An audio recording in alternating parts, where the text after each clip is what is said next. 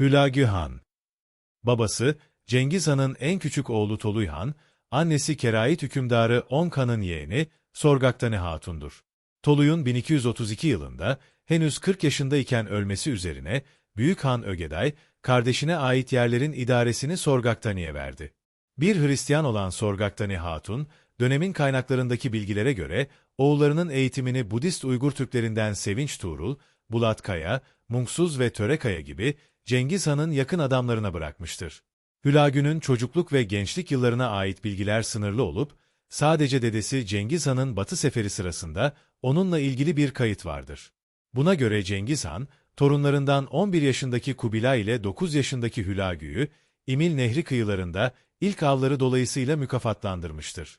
Bundan başka, gençlik yıllarında Karakorum'da vergi ve para işleriyle meşgul olduğuna dair bazı bilgiler daha bulunmaktaysa da bunları ihtiyatla karşılamak gerekir. Çünkü Moğol geleneğine göre şehzadelere bu görevin verilmesi uzak bir ihtimaldir. Cengiz Han döneminde batıda ele geçirilen topraklar, merkezden gönderilen sivil ve askeri valilerce idare ediliyordu. Ancak yörenin başşehir Karakorum'a olan uzaklığı ve diğer bazı sebeplerden dolayı batı yönünde beklenen ilerleme gerçekleşmediği gibi mevcut topraklarda tehdit altında kalmıştı.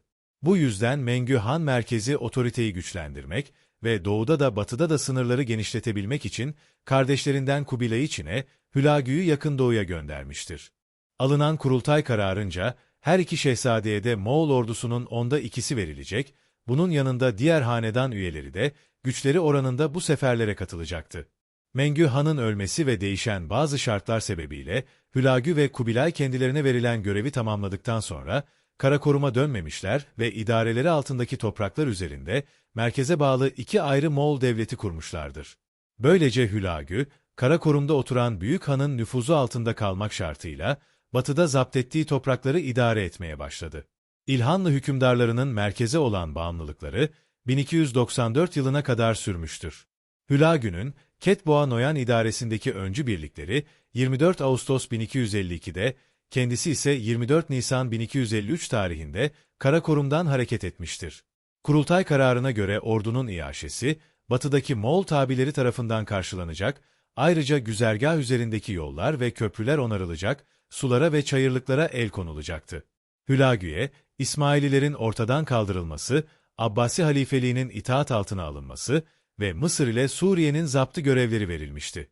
Öncü birlikler, Mayıs 1253'te İsmaililere karşı harekete geçerek, daha Hülagü gelmeden birçok kaleyi teslim aldı. İsmaililer, Moğollar karşısında tutunamadılar.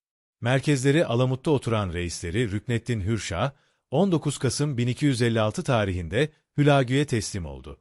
Hülagü kaleyi yerle bir edip, halkını kılıçtan geçirmesine rağmen Rükneddin'e iyi davrandı ve onu bir Moğol prensesiyle evlendirdikten sonra Büyük Han Mengü'ye gönderdi. Ancak Mengü Han, kıymetli hediyelerle Karakorum'a gelen Rükneddin'i kabul etmeyerek, onu henüz Moğolların eline geçmemiş, İsmaili kalelerinin tesliminden sonra gelmesi için Hülagü'ye geri gönderdi.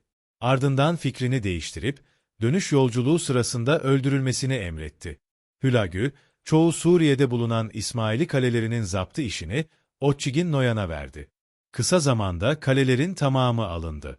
Böylece, yıllardan beri bütün Yakın Doğu'yu tehdit eden İsmaili varlığı dağıtılmış oldu. Rivayete göre, Hülagü Alamut Kalesi'ne saldırmadan önce, 1255'te Abbasi halifesi Müstasım Billah'tan bu harekat için asker göndermesini istedi. Ancak halife, bunun Bağdat'ın müdafasını zayıflatmak amacına yönelik bir taktik olduğunu düşünerek elçiye olumlu cevap vermedi.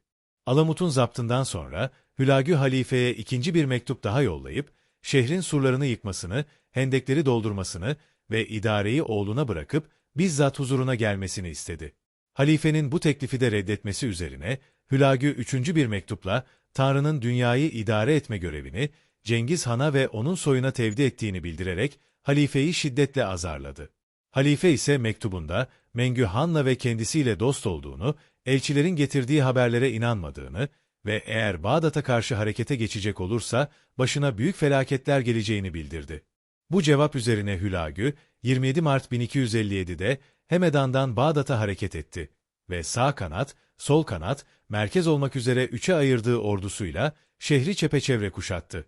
Daha önce yakınlarını ailesini ve hazinesini yanına alıp bir gemiyle Basra'ya kaçması teklifini, nasıl olsa kendisine dokunulmayacağını düşünerek reddeden Halife Müstasım, 10 Şubat 1258'de kayıtsız şartsız teslim oldu. Fakat bir süre 3 oğluyla birlikte Babül Kelvaza'da hapsedildikten sonra işkenceyle öldürüldü. Moğollar çeşitli rivayetlere göre şehri 40 gün süreyle yağma ve tahrip ederken halkı da kılıçtan geçirdiler. Yanan eserler arasında Halife Camii, Musa Kazım'ın türbesi ve Rusafe'deki halife mezarları da vardı. Halifeden hazinelerini sakladığı yeri işkenceyle öğrenen Hülagü, bunları ele geçirerek Urmiye Gölü'nün ortasındaki Şahu Adası'na yaptırdığı kaleye göndermiş, şehirden ayrılmadan önce de Halife Camii ile Musa Kazım'ın türbesinin ve yıkılan diğer bazı binaların onarılmasını emretmiştir. Kaynaklarda, Bağdat'ta kılıçtan geçirilen halkın sayısı hakkında 800 binden 2 milyon 300 bine kadar değişen rakamlar verilmektedir. Halife Müstasım'ın öldürülmesi ve Hülagü'yü Bağdat'ı istilaya teşvik ettiği söylenen Abbasi veziri İbnül Alkami ile ilgili olarak da farklı rivayetler vardır. Bağdat'ın işgali ve Abbasi halifeliğine son verilmesi, İslam tarihi ve medeniyeti açısından bir dönüm noktası olmuştur. Burada, tarihte eşine az rastlanır bir katliam yapılmış, cesetlerden yayılan kokular, Hülagü'yü dahi şehirden uzaklaşmak zorunda bırakmıştır. Cami ve kütüphaneler tahrip edilmiş, kitaplar Dicle'ye atılmış, nehir günlerce mürekkep renginde akmıştır. Bu istila sadece Bağdat için değil, bütün İslam dünyası için bir felaket olmuştur. Bu tarihten itibaren, İslam medeniyetinin duraklamaya ve gerilemeye başladığı görülür. Hülagü Kurultay tarafından kendisine verilen iki önemli görevi yerine getirdikten sonra, yapacağı Suriye ve Mısır seferinin hazırlıklarını tamamlamak üzere ağırlıklarının bulunduğu Hemedan'a, oradan da Azerbaycan'a geçti. Daha önce Buka Timur idaresindeki Moğol kuvvetleri de Kufe, Vasıt ve Basra şehirleriyle Huzistan bölgesini ele geçirmişti. Hülagü Suriye seferi için gereken hazırlıkları tamamladıktan sonra Ketboğa Noyan idaresindeki öncü birliklerini gönderdi. Kendisi de 12 Eylül 1259 tarihinde Tebriz'den hareket etti. Suriye şehirleri, yaklaşan Moğol tehlikesine karşı ortak bir cephe oluşturamadı. Bu sebeple Urfa, Harran, Hama, Humus ve Dımaşk, kısa zamanda Moğol kuvvetlerine teslim oldu.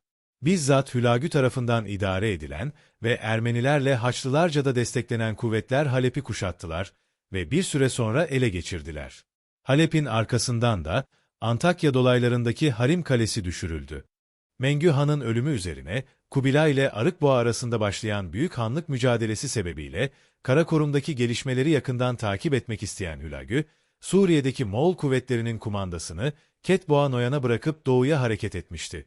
Ketboğa bazı başarılar elde etmekle birlikte 3 Eylül 1260 tarihinde Filistin'de Ayn Calut'ta Memlük kuvvetlerine mağlup oldu ve öldürüldü.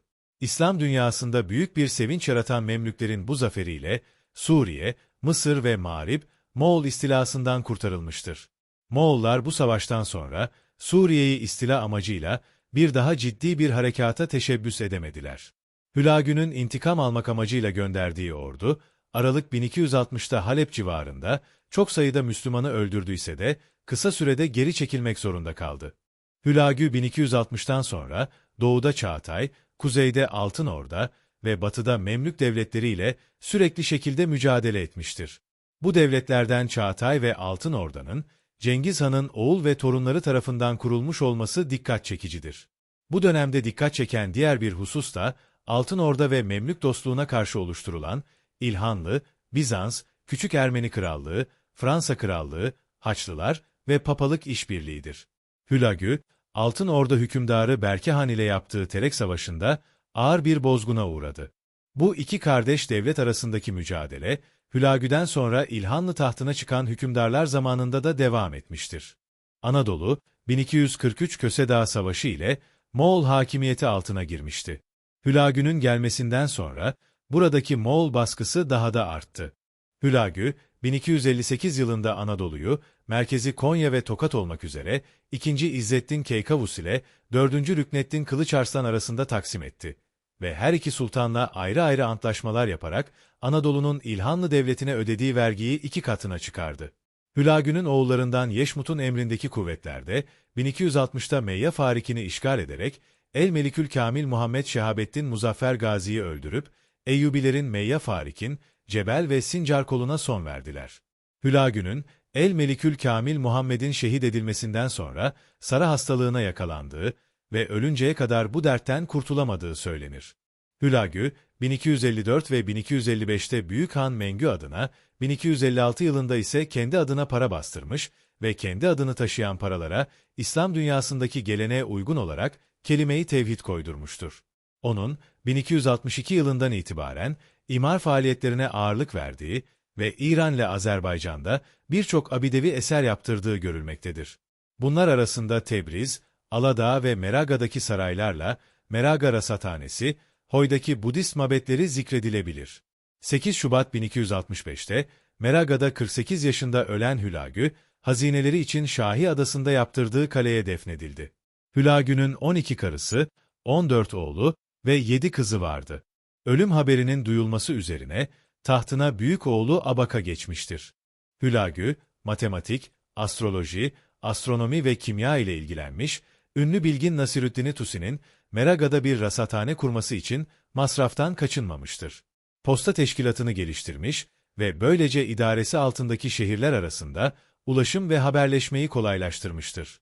Cesur, kararlı, savaş taktiklerini iyi bilen, cömert, ulema ve filozofları koruyan bir hükümdar olarak tanınan Hülagü, Nasirüddin Tusi ile Tarih-i Cihangüşah adlı eserinde Cengiz Han ve haleflerinden bahseden Alaeddin Ata Melik Cüveyni'yi himayesi altına almıştır.